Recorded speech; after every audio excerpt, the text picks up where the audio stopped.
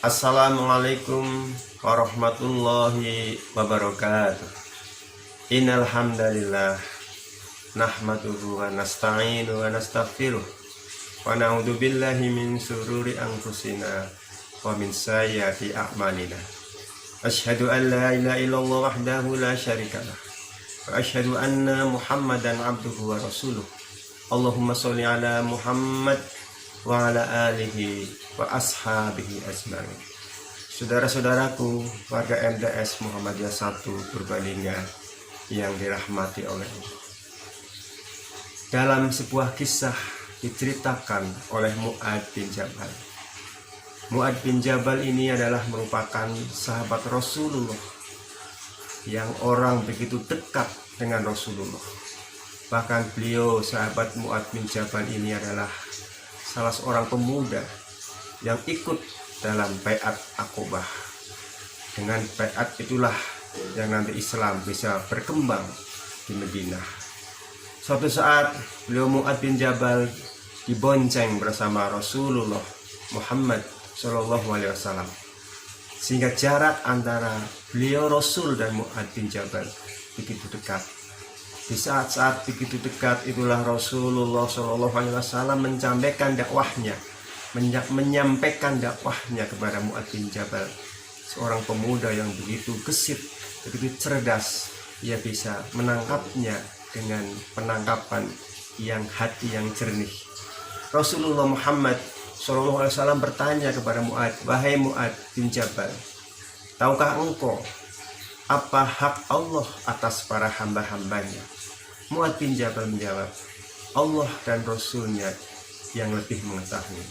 Lantas Rasulullah melanjutkan sabdanya, "Hak Allah atas hamba-hambanya adalah Allah berhak untuk disembah dan Allah berhak untuk tidak disekutukan. Allah punya hak untuk disembah, Allah punya hak untuk tidak disekutukan." Lalu berjalanlah sahabat Mu'ad bin Jabal ini. Lalu Rasulullah bertanya lagi, "Hai Mu'ad, tahukah engkau apakah hak para hamba kalau hamba ini sudah menunaikan kewajibannya?" Mu'ad bin Jabal menjawab, "Allah dan Rasulnya lebih mengetahui." Lantas Rasulullah bersabda, hak para hamba-hambanya apabila ia sudah menunaikan kewajibannya adalah dia punya hak untuk tidak disiksa oleh Allah. Saudara-saudaraku, warga MTS Muhammadiyah 1 Purbalingga yang berbahagia, hadis ini adalah hadis yang simpel, yang singkat, padat, tetapi memberikan makna dan pembelajaran yang sangat banyak bagi kita.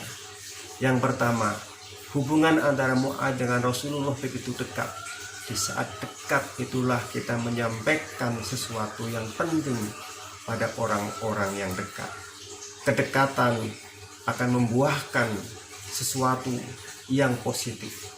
Kedekatan bisa menerima apa-apa yang disampaikan oleh teman dekatnya.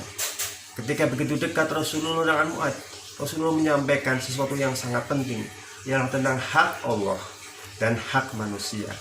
Ternyata masing-masing pihak, Allah punya hak dan Allah punya kewajiban. Manusia juga punya hak dan punya kewajiban atas Allah. Allah punya hak untuk disembah dan tidak disekutukan. Sedangkan manusia sebagai hamba punya hak untuk tidak disiksa, untuk dimasukkan ke dalam surga. Yang kedua, hadis ini memberikan sebuah pembelajaran bahwa kita sebagai hamba harus tahu diri, harus sadar bahwa ternyata Allah tidak terlalu banyak menuntut atas hak-haknya, karena Allah memang begitu sayang kepada hamba-hambanya.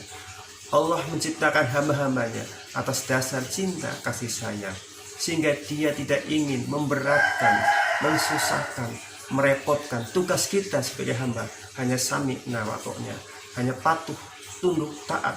Kalau ada sebuah perintah, laksanakan semampumu. Tetapi kalau ada larangan, tinggalkan sama sekali. Itulah hukum dalam Islam. Sehingga kalau kita sudah melaksanakan sholat, sudah menjauhi syirik, maka kita akan dijamin oleh Allah bahwa kita tidak akan disiksa oleh Allah. Dan tentunya kita akan menjadi orang yang beruntung. Dan itulah keuntungan yang hakiki di akhirat kelak.